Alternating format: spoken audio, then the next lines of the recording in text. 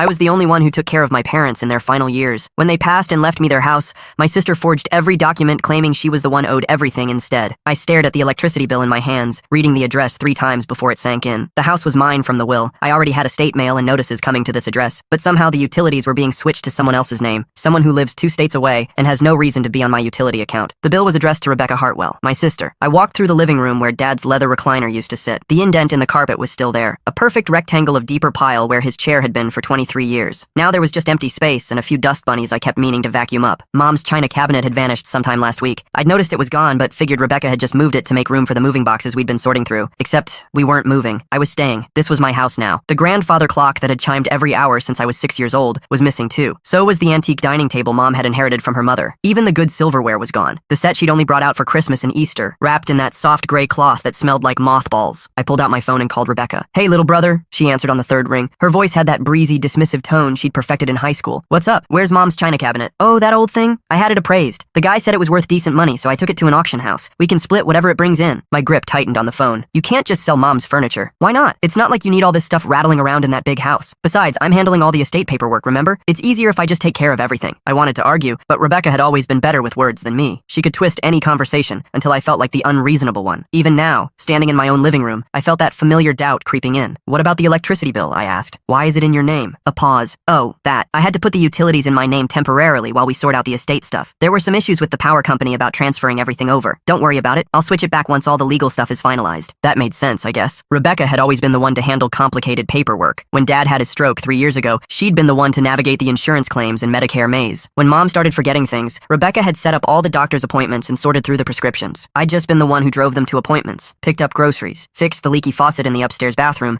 and sat with them during the long nights when they couldn't sleep. "I'm driving down next weekend to help pack up more stuff," Rebecca continued. "We really need to get serious about clearing things out. That house is way too big for one person." After we hung up, I walked upstairs to my parents' bedroom. It felt wrong being in there, like I was trespassing, but I needed to check something. I opened Mom's jewelry box, the small wooden one with the ballerina that spun when you lifted the lid. Empty. Her wedding ring was gone. So was the pearl necklace Dad had given her for their anniversary, and the small diamond earrings she'd worn to church every Sunday. Even the cheap costume jewelry she'd collected over the years had vanished. I sat on the edge of their bed, my hands shaking slightly as I reached for the stack of papers on Mom's nightstand. Bills, mostly, but also documents I didn't remember seeing before. Transfer forms, mortgage refinancing paperwork, a deed transfer application with my signature at the bottom. My signature, but I didn't remember signing it. I flipped through the pages, scanning for details I should have paid attention to weeks ago, when Rebecca had spread them across the kitchen table and handed me a pen. She'd explained that everything needed to be transferred into the estate's name temporarily, that it was just a formality while the will went through probate. "Just sign here, here, and here," she'd said, pointing to the signature lines. "I know it's a lot of legal jargon, but trust me, I've been through this process with friends who lost their parents. This is how it works." I trusted her. Of course I had. She was my sister, and she'd been handling all the complicated stuff since the funeral. I'd been too exhausted from grief and too overwhelmed by suddenly living alone in the house where I'd grown up to question anything. But now, reading more carefully, I saw phrases that made my stomach drop. Transfer of ownership, relinquishment of rights, irrevocable assignment. I grabbed my laptop and opened my email. There, buried between spam messages and sympathy cards from neighbors, was an email from something called Hartwell Property Management. The subject line read, "Upcoming property inspection, 1247 Maple Street." My address. The email was sent to Rebecca, but I was CC'd. It talked about preparing the property for market, scheduling a realtor walkthrough, and finalizing the listing agreement. My house was being sold. I called Rebecca back. This time she didn't answer. I tried again an hour later, then again after dinner. Finally, at almost 10 o'clock, she picked up. "You've been calling me all evening?" she said without preamble. "What's going on? Are you selling the house?" "Well, yeah, I mean, we talked about this. You can't afford to keep it up on your own, and it makes sense to sell while the market's good. We'll split the proceeds 50-50, of course. But the will left the house to me." Another pause. Longer this time. "Right. But like I explained, there are a lot of legal complications with estate transfers. The house has to go through the estate first before it can be officially transferred to you. And honestly, once you see all the costs involved, property taxes, insurance, maintenance, you'll realize it's better to just sell it and take the cash." I wanted to argue, but I'd never been good at confrontation. Rebecca had always been the confident one, the one who knew how things worked in the real world. I'd spent most of my 20s taking care of our parents while she built her career in real estate 2 states away. "I don't want to sell," I said finally. "Look, I know it's emotional, but you need to be practical. This house is worth almost $400,000. That's enough to buy yourself a nice condo somewhere with lower taxes and no maintenance headaches. You could finally start living your own life instead of being stuck in that old house with all those memories." She made it sound like a gift, like she was doing me a favor by taking away the only home I'd ever known. "I need to see the paperwork," I said. "All of it." "Of course. I'll bring copies of everything when I come down this weekend. We can go through it all together." But I didn't want to wait until the weekend. After we hung up, I drove to the county courthouse. It was closed, but I could go first thing Monday morning and look up the deed records myself. I spent the rest of the weekend walking through the empty rooms of my house,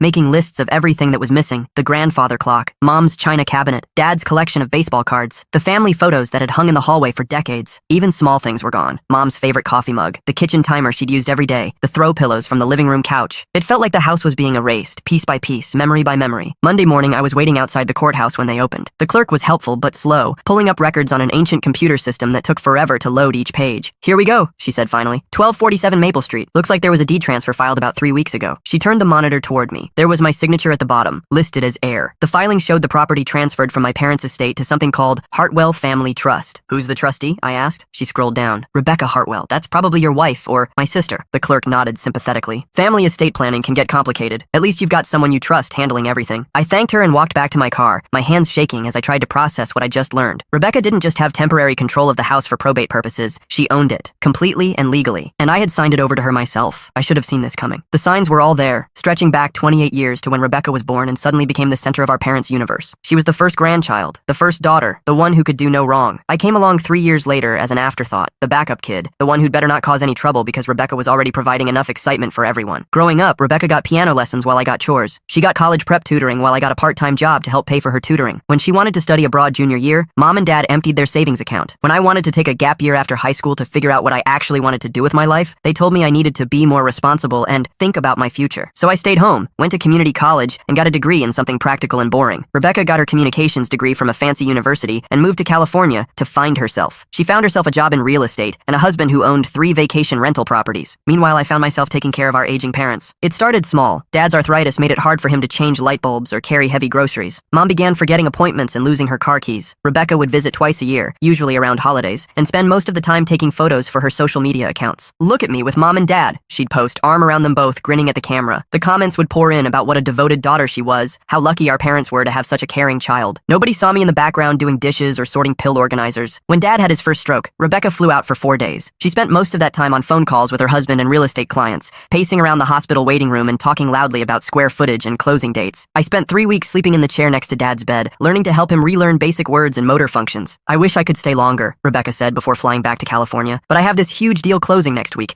and my clients are depending on me." Our parents understood. They always understood when it came to Rebecca. Her career was important. Her life was important. She was doing big things in the world. I was just the one who drove them to physical therapy appointments and learned how to cook meals that were soft enough for Dad to swallow. When Mom started showing signs of dementia, I moved back into my childhood bedroom. Temporarily, I told myself, just until we could figure out a better arrangement. Rebecca sent care packages and sympathy cards and called every Sunday to check in. "You're such a saint," she'd tell me. "I don't know how you do it. I just don't have the patience for caregiving like you do." Like it was a personality trait instead of something I'd been forced into by circumstances and family expectations. The temporary arrangement lasted 4 years. 4 years of sleepless nights when Mom wandered around the house looking for her own mother. 4 years of managing medications and doctor appointments and insurance claims. 4 years of watching Dad struggle to form sentences while his mind stayed sharp enough to know exactly what he was losing. Rebecca visited more often during those years, maybe every 3 months instead of twice a year. She'd breeze in with gifts from expensive stores and stories about her latest business successes. Mom and Dad would light up when she walked through the door, suddenly more animated than they'd been in weeks. "Tell us about California," Mom would say, forgetting that she'd asked the same question an hour earlier. Rebecca would launch into stories about celebrity clients and million-dollar listings, while I quietly refilled water glasses and adjusted Dad's wheelchair cushions. Sometimes I'd catch her looking at me with something that might have been pity or might have been smugness. It was hard to tell the difference. When Dad died last fall, Rebecca stayed for a week to help plan the funeral. She was amazing at it, honestly. She knew exactly how to talk to the funeral director, how to write an obituary that made Dad sound like a beloved family patriarch instead of a man who'd spent his final years frustrated by his own failing body. "We should have a celebration of life instead of a traditional funeral," she announced. Dad would have wanted something uplifting. She organized everything. The flowers, the catering, the photo displays. She even wrote and delivered a beautiful eulogy about growing up with such a wonderful father, about all the life lessons he'd taught her, about how he'd always believed in following your dreams. The whole time, I sat in the front row thinking about how Dad had spent his last good years asking me to help him to the bathroom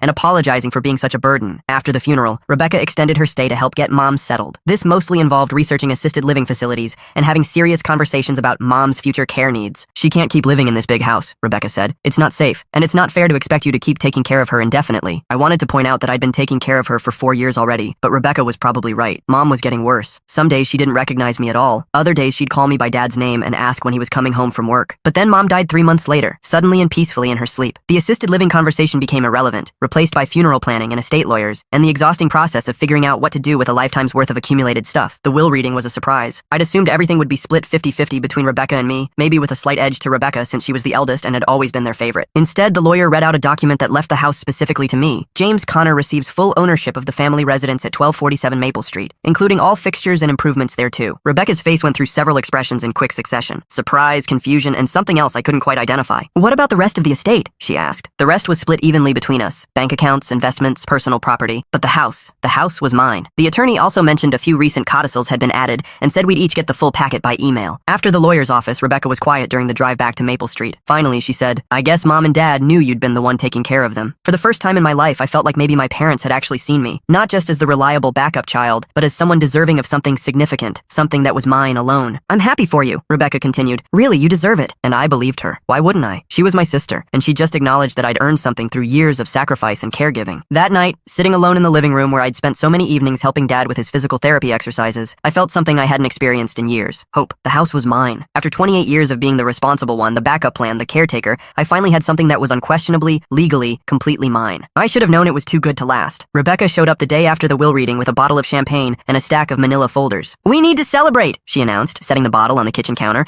"And then we need to get organized. There's so much paperwork to sort through." I was still processing the fact that the house was actually mine. Walking through the rooms felt different now, like I was seeing them as a homeowner instead of just someone temporarily staying in his childhood bedroom. The creaky floorboard by the bathroom wasn't just a familiar sound anymore. It was my creaky floorboard to fix or ignore as I pleased. "I brought copies of everything the lawyer gave us," Rebecca continued, spreading folders across the kitchen table, "plus some additional forms we'll need for the estate transfer process." The folders were labeled in her neat handwriting: probate documents, property transfer, tax forms, insurance updates. She'd been busy. "I talked to my real estate attorney back home," she said, pulling out a thick stack of papers. "He explained that even though the will is clear about you inheriting the house, there's still a whole legal process we have to follow. Everything has to go through the estate first before it can be officially transferred to your name." That made sense, I guess. I didn't know anything about estate law. "The good news is that I can handle most of this for you," Rebecca said. "I deal with property transfers all the time in my work. No point in paying a lawyer when I already know how this stuff works." She handed me a pen and pointed to the first signature line. She'd even brought a mobile notary, calling it a standard probate requirement, so every signature was stamped and sealed. "This just establishes the estate trust and names me as the executor. It's temporary, just until all the legal stuff gets sorted out." I signed where she pointed. Then she flipped to the next page. "This one transfers the property into the estate's name temporarily. Again, just a formality." I signed that one too, and the next one, and the next. "You're so lucky I know how to handle this," Rebecca said, watching me sign. When my friend Victoria inherited her parents' house in Oregon, she tried to do it herself and ended up in legal limbo for 2 years. Cost her thousands in attorney fees. After an hour of signing documents, Rebecca packed everything back into her folders. "I'll get these filed with the appropriate offices," she said. "You just focus on taking care of yourself. You've been through enough stress." The champagne sat unopened on the counter. We'd gotten too busy with paperwork to celebrate. Over the next few weeks, Rebecca called regularly to update me on the estate process. There were complications with the county recorder's office, issues with the title company, problems with the insurance transfer that required additional documentation. "I hate to keep bothering you with this stuff," she'd say, "but I need a few more signatures." She'd email me PDFs to print and sign, or sometimes she'd drive down from her hotel to have me sign things in person, always with detailed explanations about legal requirements and government bureaucracy, and how grateful she was that I trusted her to handle everything. Meanwhile, strange things started happening around the house. The first thing I noticed was Mom's sewing machine disappearing from the upstairs bedroom. Rebecca explained that she'd taken it to be appraised. "I found a specialist who deals with vintage Singer machines," she said. "If it's worth anything significant, we should include it in the estate inventory for tax purposes." A week later, Dad's tool collection vanished from the garage. Another appraisal, Rebecca explained. The estate needed a complete inventory of valuable items. "I know it seems like I'm taking everything," she said during one of her visits, "but trust me, this is all standard procedure. We have to document and appraise everything before the estate can be officially closed." The grandfather clock disappeared next, then Mom's jewelry box, then the antique mirrors from the hallway. "I'm storing everything in a climate-controlled facility," Rebecca assured me. "We can't risk anything getting damaged while the estate is in process. Insurance doesn't cover personal property the same way when ownership is in transition." I started feeling like a guest in my own house. Every time Rebecca visited, something else would be missing when she left. She always had explanations: storage for safekeeping, professional appraisals, insurance requirements, legal necessities. But the explanations were getting more complicated, and she was starting to sound impatient when I asked questions. "Look, I know this is confusing," she said one afternoon after I'd noticed that Mom's china cabinet was gone. "But you need to trust me. I'm the one with experience in real estate and property law. I'm the one who's taken time off work to handle all this bureaucratic nonsense. I'm trying to protect your inheritance." The way she said "your inheritance" made it sound like she was doing me a huge favor instead of just following our parents' will. Things escalated when I got a call from someone claiming to be from the county tax assessor's office. "We need to schedule an inspection of the property on Maple Street," the woman said. "There's been a change in ownership status and we need to reassess the property." "What kind of change in ownership?" I asked. "According to our records, the property was recently transferred to Hartwell Family Trust. We just need to verify exterior and basic property details for reassessment." After I hung up, I called Rebecca immediately. "Oh, that," she said when I told her about the call. "Yeah, that's part of the estate process I mentioned. The property has to be held in trust temporarily while everything gets sorted out. Don't worry about it. I'll handle the inspection." "But why do they need to come out at all? I thought reassessment was mostly paperwork." A pause. "It's complicated. When there's an estate transfer, they sometimes reassess everything to make sure the tax valuation is accurate. It's just a formality." But her voice sounded different, less patient, more defensive. "Look, I've been handling this stuff for weeks while you've been sitting around in that house doing nothing," she snapped. "Maybe you could show a little appreciation instead of questioning every single thing I do." The comment stung, partly because it reminded me of every childhood argument we'd ever had. Rebecca had always been quick to point out when I wasn't contributing enough, wasn't wasn't doing enough, wasn't grateful enough for everything she did. I'm sorry, I said automatically. I know you're trying to help. I'm not trying to help, she said. I am helping. There's a difference. After we hung up, I sat in the increasingly empty living room and tried to figure out why everything felt wrong. Rebecca was handling complicated legal stuff that I didn't understand. She was taking time away from her own life and career to deal with bureaucratic paperwork. She was protecting valuable items from potential damage or theft. Everything she was doing made logical sense. So why did I feel like I was losing control of my own life? The breaking point came when I tried to pay the property taxes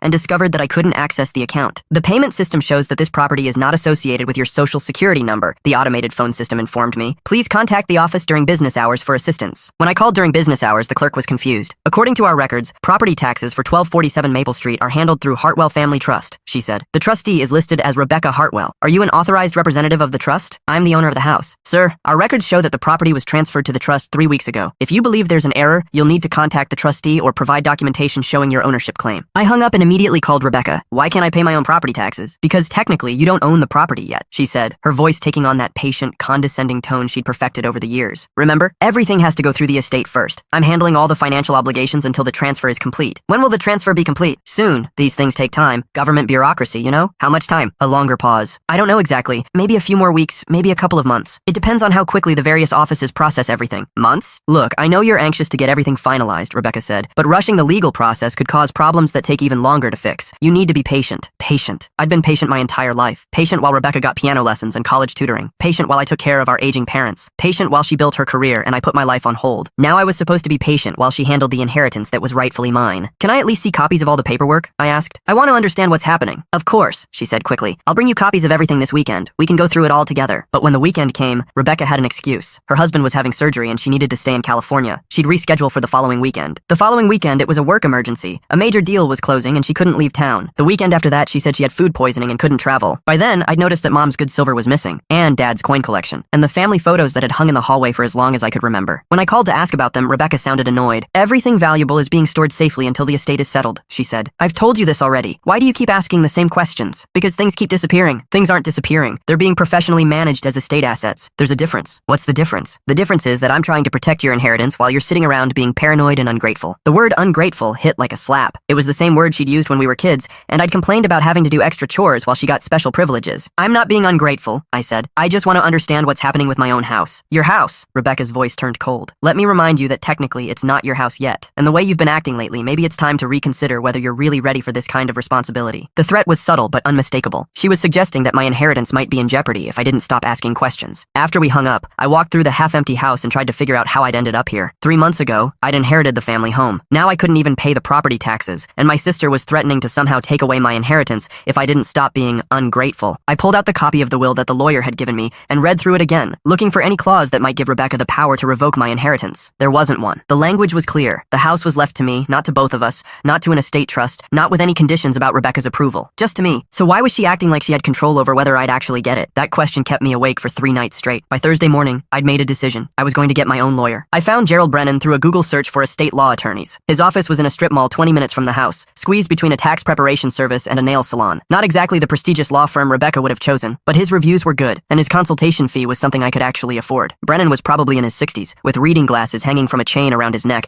and stacks of case files covering every surface of his cramped office. He looked like the kind of lawyer who actually read documents instead of just skimming them. So your sister is handling your parents' estate, he said after I'd explained the situation. And you're concerned about some of the paperwork you signed. I'm concerned that I can't pay my own property taxes, I said. According to the county, I don't own my house anymore. Brennan's eyebrows went up. But the will left the house to you specifically? Yes, the lawyer read it out loud. James Connor receives full ownership of the family residence at 1247 Maple Street. And you have a copy of this will? I handed him the document. He read through it carefully, making notes on a legal pad. This is pretty straightforward, he said finally. There's no mention of any trust, no conditions, no requirement for estate processing. The house should have transferred directly to you upon your parents' death. But Rebecca said everything had to go through the estate first. That's not accurate. Some assets might need to go through probate, but real property specifically bequeathed to a named beneficiary typically transfers directly, especially when the language is this clear. Brennan leaned back in his chair. I'd like to see copies of everything you signed. Rebecca has all the paperwork. She keeps saying she'll bring me copies, but something always comes up. Mr. Connor, I need you to listen to me very carefully. If you signed documents transferring property ownership without understanding what you were signing, and if your sister has been removing items from the house without your permission, we may be looking at fraud. The word hit me like cold water. Fraud. Not miscommunication or bureaucratic confusion. Fraud. What do I do? do? First,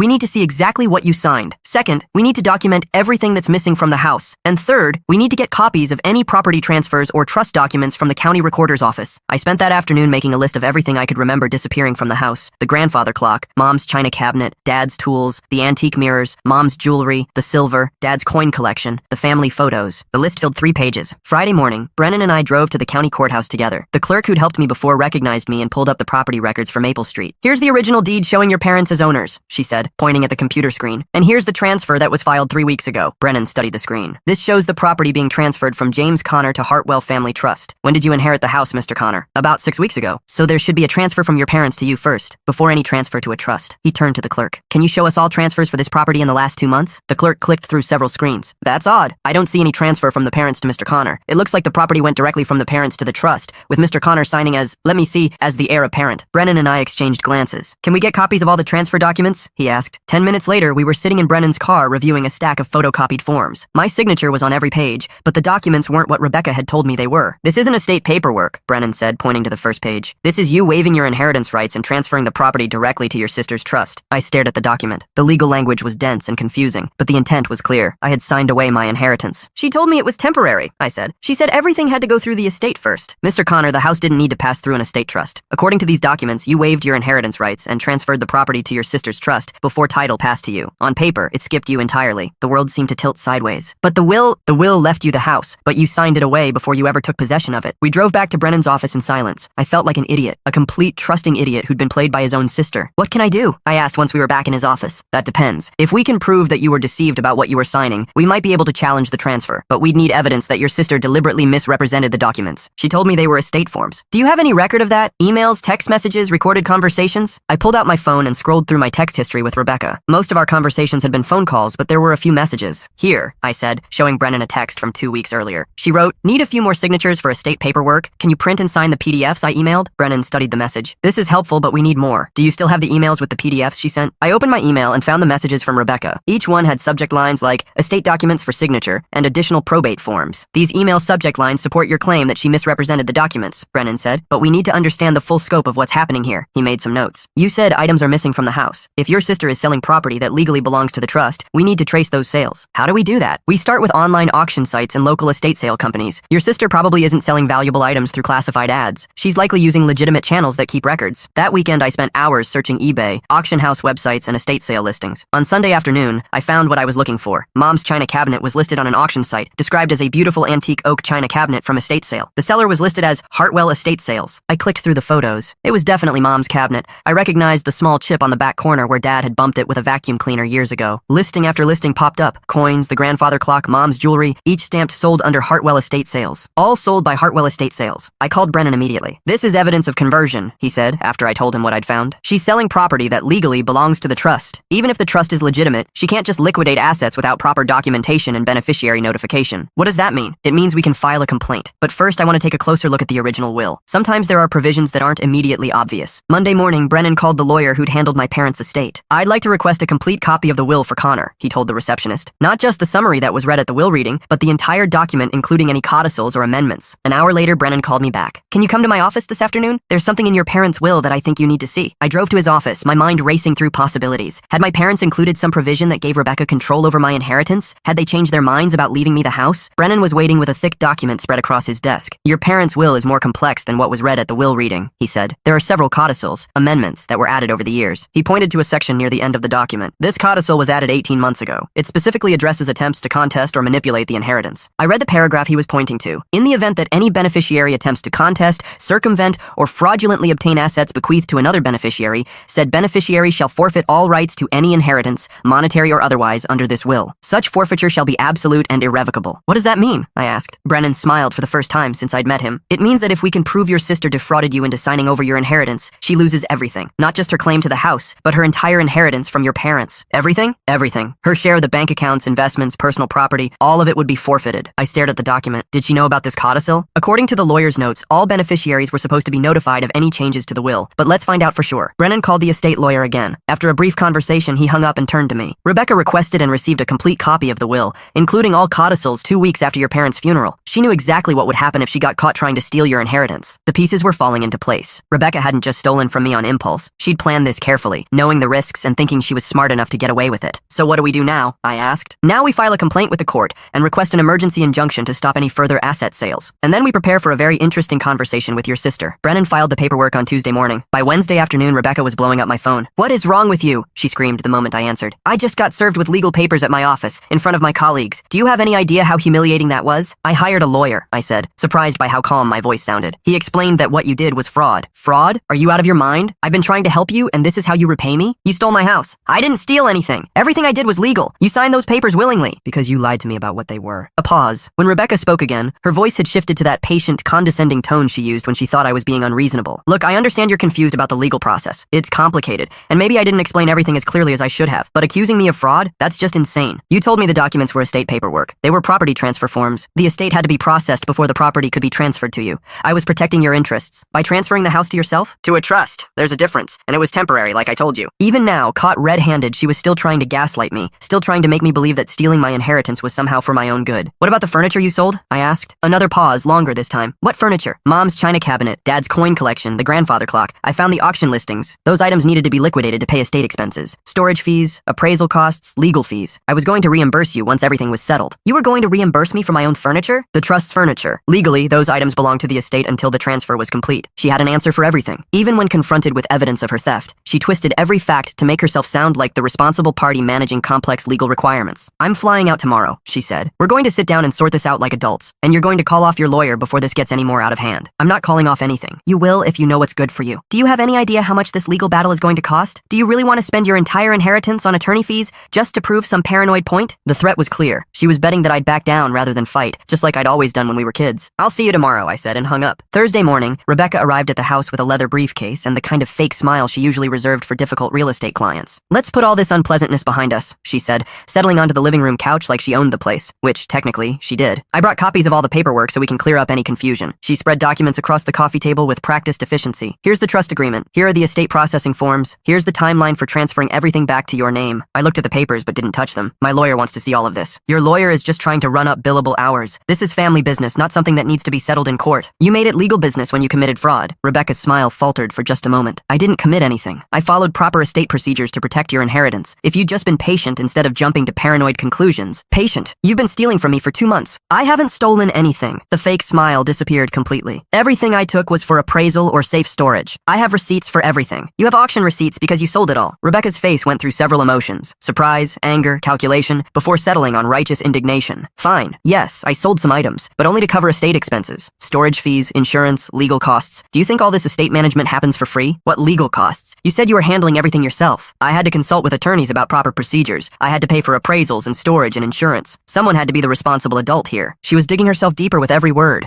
but she seemed genuinely convinced that she was the victim in this situation. Here's what's going to happen, Rebecca continued, pulling out a new set of papers from her briefcase. I'm willing to transfer the house back to you immediately. No more trust, no more estate processing. You sign these forms, and the property goes directly into your name. I looked at the documents. They looked official, covered with legal terminology and signature lines. In exchange, Rebecca said, you dropped this ridiculous fraud complaint, and we split the proceeds from the items I sold to cover estate expenses. What proceeds? You spent the money on estate expenses. Well, what's left after expenses? Look, I'm trying to be fair here. I could keep everything since you technically signed it over to me, but I'm willing to work with you because we're family. The audacity was breathtaking. She was offering to give me back my own house in exchange for dropping the fraud charges and letting her keep the money from selling my parents' belongings. I need to show these to my lawyer, I said. You don't need a lawyer for this. It's a simple property transfer. Just sign here, here, and here. She was holding out a pen, pointing to signature lines, using the exact same tone she'd used 2 months earlier when she'd convinced me to sign away my inheritance in the first place. I'm not signing anything without my lawyer reviewing it first. Rebecca's mask slipped completely. You know what? I'm done trying to help you. You want to drag this through the courts? Fine. We'll see how much of your inheritance is left after you pay legal fees for the next 2 years. A knock sounded at the front door. Come in, I said. Brennan stepped into the living room, a manila folder in his hands. Mr. Brennan, I said. Thanks for fitting me in this morning, he said, nodding to Rebecca. Ms. Hartwell, I presume? Rebecca stood up, trying to regain her composure. And you are? Gerald Brennan, Mr. Connor's attorney. I've been looking forward to meeting you. I don't see why. This is a simple family matter that doesn't require legal legal intervention. Brennan smiled. Ms. Hartwell, you're facing allegations of fraud, theft by deception, and conversion of assets, with potential financial exploitation under review. I'd hardly call that a simple family matter. Those charges are ridiculous. Everything I did was legal. Really? Because I have documentation showing that you misrepresented legal documents to your brother, fraudulently obtained property transfers, and converted estate assets for personal use. He opened his folder. I also have a copy of your parents' will, including the codicil that you're apparently familiar with. Rebecca's face went white. What codicil? The one that strips you of your entire inheritance if you attempt to defraud your brother, which, according to the evidence we've gathered, is exactly what you did. I didn't defraud anyone. I was protecting the estate. By selling items through Hartwell estate sales? By transferring property to a trust you control? By lying to your brother about the nature of the documents he was signing? Rebecca looked back and forth between Brennan and me, her confidence crumbling. This is all a misunderstanding. I can explain everything. I'm sure you can, Brennan said, and you'll have plenty of opportunity to do that in court. But first, I have some good news for Mr. Connor. He pulled out another set of papers. I filed for a temporary restraining order this morning to freeze any further transfers and sales. The court granted the TRO and set a hearing for Friday. I stared at him. So what happens now? On Friday, we'll present the evidence. If the judge agrees, the court will void the transfer and return title to you. Rebecca sank back onto the couch. You can't do that. I have rights. You had rights, Brennan corrected. Rights that you forfeited when you chose to commit fraud against your brother. And according to the codicil in your parents' will, you've also forfeited your inheritance. The codicil doesn't apply here. I didn't contest the will. You circumvented it through fraud. The legal effect is the same. Rebecca turned to me, her face desperate. You can't let them do this. I'm your sister. We can work something out. For the first time in my life, I looked at Rebecca and felt nothing but pity. She'd thrown away our relationship, her inheritance, and probably her real estate license, all for a house and some antique furniture. You should probably get your own lawyer, I said. I don't need a lawyer. This is all a huge misunderstanding. But Brennan was already packing up his papers. Ms. Hartwell,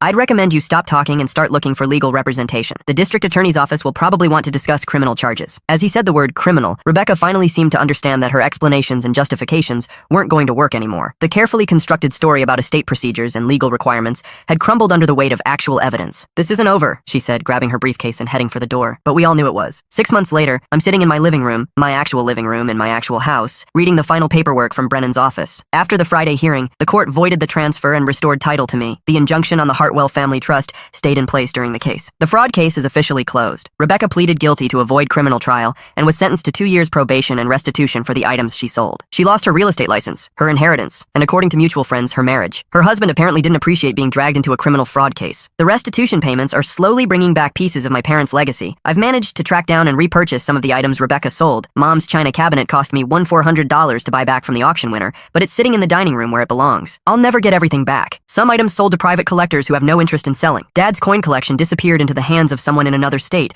who won't respond to calls or letters. But the house is mine, completely and legally, and that's what matters most. The funny thing is, I understand now why my parents structured the will the way they did. They'd watched Rebecca manipulate situations her entire life, always finding ways to twist things to her advantage. The codicil wasn't just about protecting my inheritance. It was about protecting me from her. They knew she'd try something. They just made sure she'd destroy herself in the process. Brennan says my parents probably added that codicil after Dad's stroke, when they realized how much Rebecca stayed away while I handled everything. It was their way of acknowledging what I'd sacrificed and ensuring Rebecca couldn't steal it away through legal maneuvering. Your parents were smarter than your sister gave them credit for, Brennan told me when we reviewed the final settlement. They knew exactly who their children were. I've been thinking about that a lot lately. For 28 years, I believed my parents didn't see me, didn't value what I did, didn't appreciate the sacrifices I made, but they saw everything. They just showed their appreciation in the only way that mattered, by making sure Rebecca couldn't take it away from me. The house feels different now, not just because half the furniture is missing, but because it's truly mine. I'm not the caretaker anymore, not the backup child managing everyone else's needs. I'm the homeowner, making my own decisions about what stays and what goes, what gets repaired and what gets replaced. I've started dating someone, a woman I met at the hardware store when I was buying supplies to fix the upstairs bathroom. She knows the whole story about Rebecca, and she doesn't think I'm crazy for trusting my sister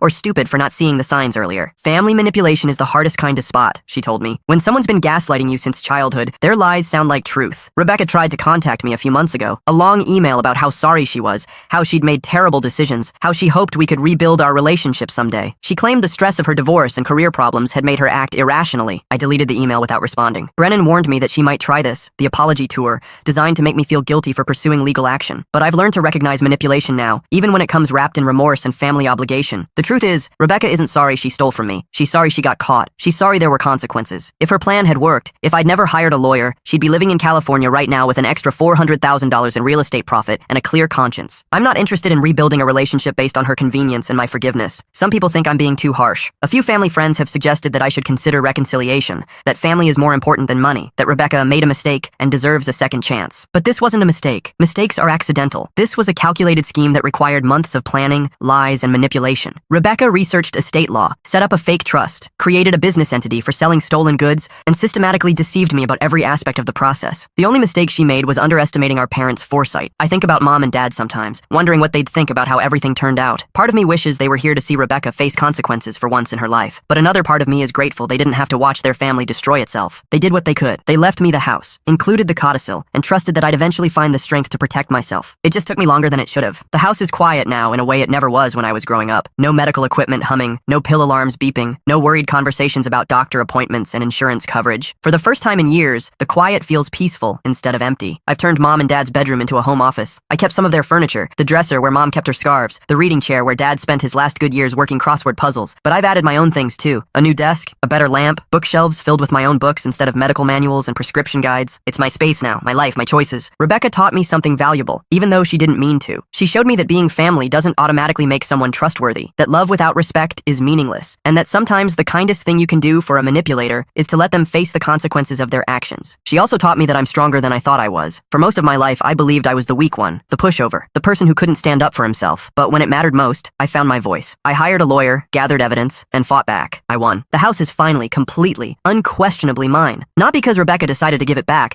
not because some legal loophole worked in my favor, but because I fought for what was rightfully mine and refused to be manipulated into giving up. That might be the most valuable thing my parents left me. Not the house itself, but the opportunity to discover that I was capable of protecting it. Sometimes late at night, when I'm walking through the rooms where I grew up, I think I can hear them. Not literally, but the echoes of the people they were before illness changed everything. Dad laughing at something on TV, Mom humming while she cooked dinner, the sound of a family that was happy before it became complicated. Those memories belong to me now, along with everything else. Rebecca can't sell them at auction or transfer them to a trust or claim they're part of some legal process she's managing. They're mine to keep. Thanks for watching. Don't forget to subscribe, like, and drop your favorite part in the comments. See you in the next one.